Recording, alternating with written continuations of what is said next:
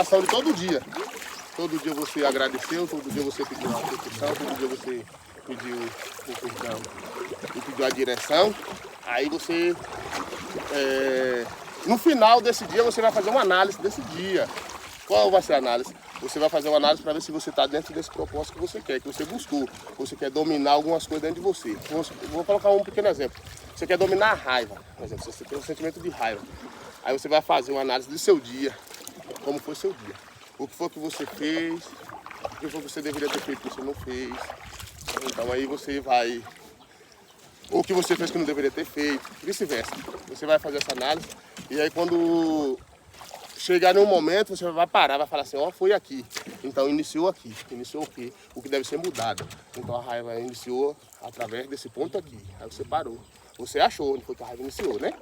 Aí tem mais facilidade de você cortar e dominar. Então, se ela veio foi causado por isso que criou ela, então você vai ver como que você pode fazer para que essa situação não seja criada, alimentada, né? Você vai desfazer isso. Então, como você pode desfazer isso? O que é que te traz alegria? Eu estava com raiva, demorou o dia todo ontem. Hoje ela só foi meio-dia. Então, o que fez ela durar só meio-dia foi isso que eu fiz e trouxe, alimentou a minha alegria. Então isso dominou a minha raiva. Então aí você vai saber as causas. Então isso fica mais fácil de você trabalhar e amanhã se ela for meio-dia, hoje algumas horas, depois alguns minutos, alguns dias ela vem e você nem percebe. Você dominou. Isso é uma busca contínua. Não é que você dominou ela hoje meio-dia, você achou que já está bom e se acomodou, não. Aí a espiritualidade é de todo dia, é igual o alimento, é igual a água, é igual, né? Você tem que estar alimentando ela todo dia. Então é uma chama acesa, né? É um fôlego de vida que se torna curto, 3 minutos. Porque tudo a gente tem um pouco a mais. Mas sobre isso aí Deus usou a sabedoria de ter o domínio, foi sobre a vida. Porque pode tirar a água da gente alguns dias, a comida. Agora se tirar o fôlego de vida da gente alguns minutos, a gente já não aguenta. Então são 3 minutos. Então o que se torna também pode prolongar para 100 anos, esses 3 minutos de vida. Ou até mais, ou menos. Mas que você tenha a certeza que esses 3 minutos ele pode ser único, mas que tem essa extensão de 100 anos. E de todo esse 100 anos que você viveu, numa parte de 1 minuto você pode ter vivido tudo que você não viveu nos 100 anos, ou perder também e tiver toda a desistência em 1 minuto. Né? É um exemplo que a gente está colocando da parte espiritual. Que é em oculto, é como o vento, a gente sente, mas não enxerga, né? Porque muitas vezes a gente pode desviar do que a gente vê, mas do que a gente não vê, a gente não pode desviar. O que vai desviar a gente dessa incerteza ou dessa coisa em oculto é a fé e essa certeza, né? De que você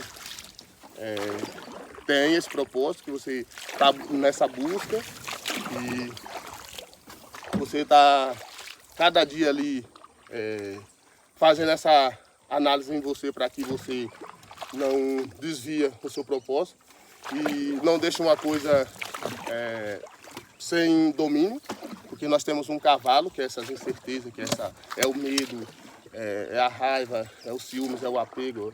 Então tudo isso vai desapegar da gente quando a gente faz essa análise e vai buscar a nos estudar a cada sentimento desse. Né? Isso vai servir, você pode trabalhar todos, porque um só vai dar o exemplo disso, é a obediência. Mas quem você vai obedecer?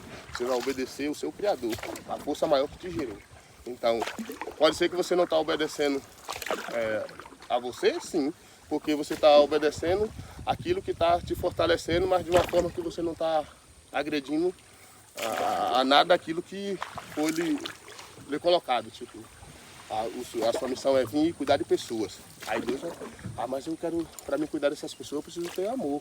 Então aí você tem que cuidar com amor. Então vai criar situações para você cuidar daquelas pessoas com amor. E aí vai provar que você está dentro do seu propósito, você está cuidando e fazendo com amor. Se não, se você chegou num momento que você, não vou fazer isso não. Não, isso está me aborrecendo.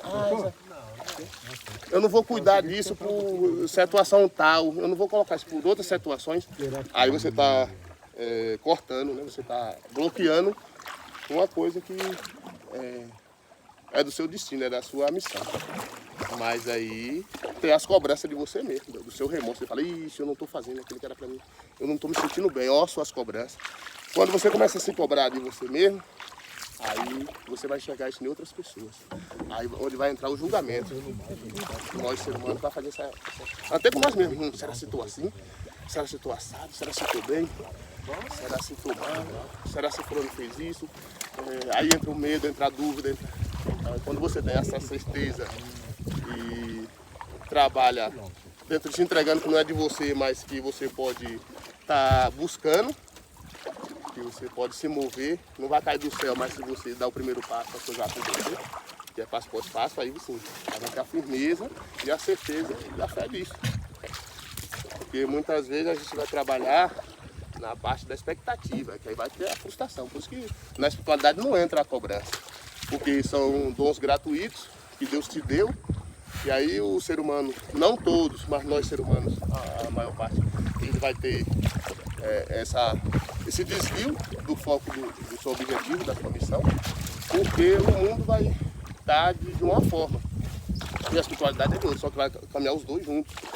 Vai caminhar o seu corpo, que é a casa que recebeu o Espírito, e você vai alimentar os dois. Mas muitas das vezes aí vai ficar um mais alimentado. Quem é que está mais alimentado? Muitas vezes é a carne. Por que não? Eu bebi água, eu comi, mas aí, você tirou um tempo, você alimentou, tá na sua espiritualidade, alimentei, como? Ah, eu fiz isso, eu fiz aquilo, ah, beleza. Então tá os dois alimentados. Porque quando vir essa tempestade, que é a parte que você vai pegar e dar continuidade à sua história, à sua missão, e você é único, somos seres humanos iguais, como eu falei, nos direitos, mas a missão e o caminhar é diferente, o sentir. E aí, quando você sente que você tem esse chamado para ajudar a missão voluntária do planeta, aí vai vir de você mesmo essas cobranças e falar assim, poxa, será se eu estou fazendo mesmo? Então, quando vê essas cobranças, que você faz essas análises, e aí você vai encontrar onde está o desvio, se você realmente está fazendo o que é para fazer, ou você tomou um outro caminho, uma outra decisão, né? Isso aí também você tem o livre-arbítrio, e aí que vai ajudar é a obediência, é você obedecer, porque a única palavra que vem, única assim, que resume todas, é essa aí, porque quando você obedece, entra tudo, entra o amor, entra o respeito, entra a paciência, entra a compreensão, entra a sabedoria, né? E aí, você obedecer uma coisa que você poderia fazer e você estabelecer um limite e dizer que não fez. E não quer fazer porque pode ser prejudicial lá na frente.